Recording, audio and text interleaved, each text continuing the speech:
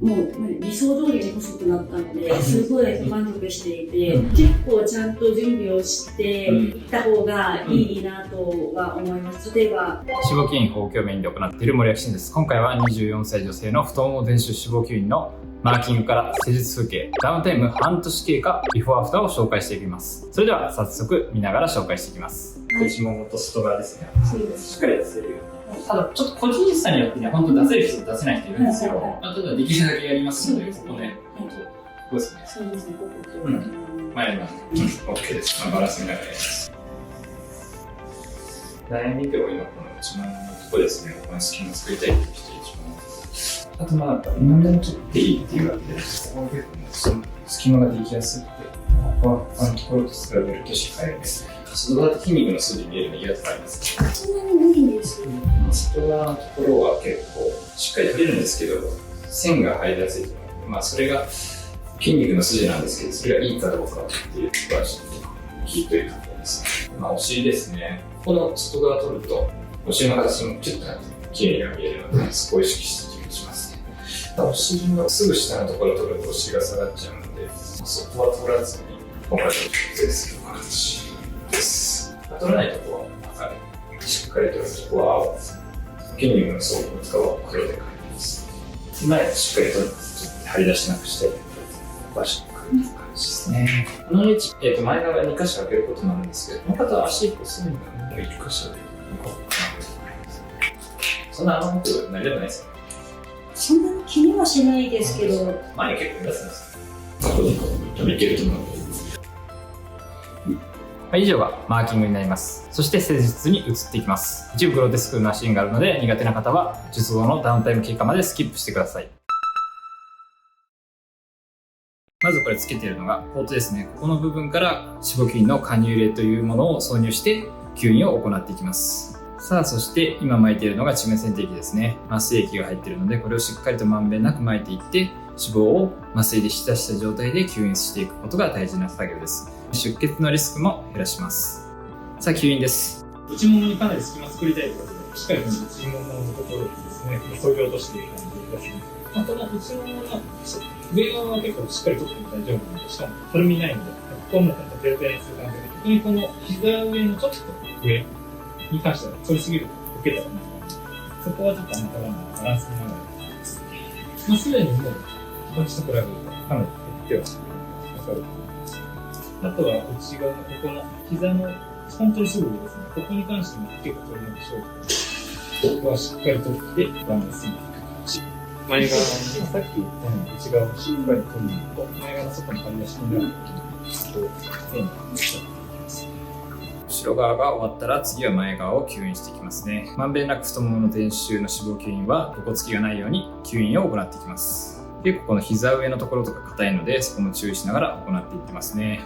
次にダウンタイム経過を見ていきます。じゃあ、太もも脂肪吸引半年後の経過ですね。どうですか？受ける前と受けた後で。もう理想通りに細くなったので、すごい満足していて、私がもともとダウンタイムが出やすいタイプだったので、最初は本当当日から3日目くらいは本当に死ぬかと思うぐらいしんどかったんですけど、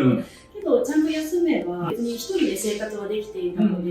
意外と大丈夫だったなっていう思いと、意外と辛かったなっていう思いが一定にありますね。けどそれを乗り越えるだけの価値があったなと思っているので、すごい満足してます。おっしゃっていただいた通り、太ももめちゃくちゃ痛いんですよね。全周でやると多分一番ダウンタイムきついんですけど、その分変化はあるかなと思うので、結構変わりましたね。向こう側が見えるようになったです。正直言ったのがすごい嬉しかった。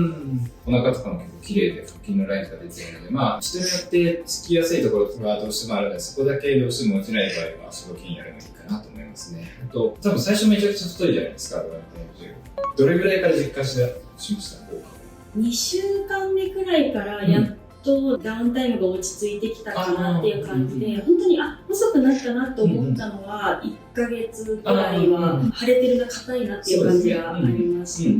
た。結構ダウンタイム長いのでそこが脂肪筋ちょっと大変なんですけど、半年ぐらいで大体終わるんですけど、まだちょっと傷跡が大体1年ぐらい見たし、ここですね。でも結構綺麗に治りそうだな。あんまり目立たないかもしれないですね、これぐらいだと。結構しっかり吸ったんです。しっかり吸うとどこの筋肉も二の腕とかお腹とか、まあ太もももちろんそうなんですけど、筋肉のラインが見えるんですよね。ちょっと筋肉のライン、ちょっと僕が気になったのでボトックス打ってみたんですけど、まあちょっと体数とかちょっともしかしたら足りなかったのかもしれないですけど、あんまり変化わかんなかったです。そうですね。個人的にあんまりなんか筋肉のライン、まあなんなら見えてた方が好きだったっていうのもあって、あんまり気にしてなかった部分なので、あんまり結構自分で辿ってなかったんですけど、でもなんか確かにこうボコってしてたやつがシュッとして、なんかラインが縦になんか綺麗になったなっていう印象はあります。なんかちょっと僕が気になってたボコボコした感じのがなくなってきてるかなとは思うんで、例えば、まあ、二の腕とかが結構最近多いんですけど、二の腕の肩ですね、肩とか、まあ、こういうボコッとしたのとか、ボトックスやって1回で効かない人はまあ2回、3回。気にならない人はやらなくていいと思うんですけどね、やってみてもいいかなと思いますね。最後なんかこれから受ける人にアドバイスあります？わからないかもしれないんですけど、ご自身がダウンタイムが出やすいなとか、体調を崩しやすいなっていう方は、結構ちゃんと準備をしていった方がいいなとは思います。例えば、目が覚めた後すぐにちょっと食べれるゼリー状のものを持ってくるとか、多分私は低血糖を起こしてたのか何かで起き上がれなくて、すごい病院さんにご迷惑をおかけしてしまったので、なるべく自分の回復を促せるものをちゃんと準備していくっていうのは大事かなと思います。そうですね。ウィダーのね、ゼリーとか、手術の後、すぐ食べれたりすると結構回復も早いと思うので、そういうのを持ってきてもらって全然いいので、ぜひそういうところは持ってきてもらえるかなと思いますね。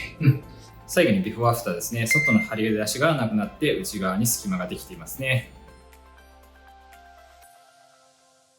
ということで今回は24歳女性の太もも脂肪吸引のマーキングから施術風景、ダウンタイム経過、ビフォーアフターを紹介しました。太ももの脂肪吸引はかなり人気な施術なので、検討している方はぜひ参考にしてみてください。今後も脂肪吸引や包協に関する動画を投稿していくので、よかったらチャンネル登録よろしくお願いします。また概要欄にある公式 LINE から脂肪吸引相談希望とご連絡いただけると、毎月5名限定特別モニターをモニター審査なしで適用とさせていただきます。興味ある方はぜひ概要欄の公式 LINE よりご連絡ください。それでは。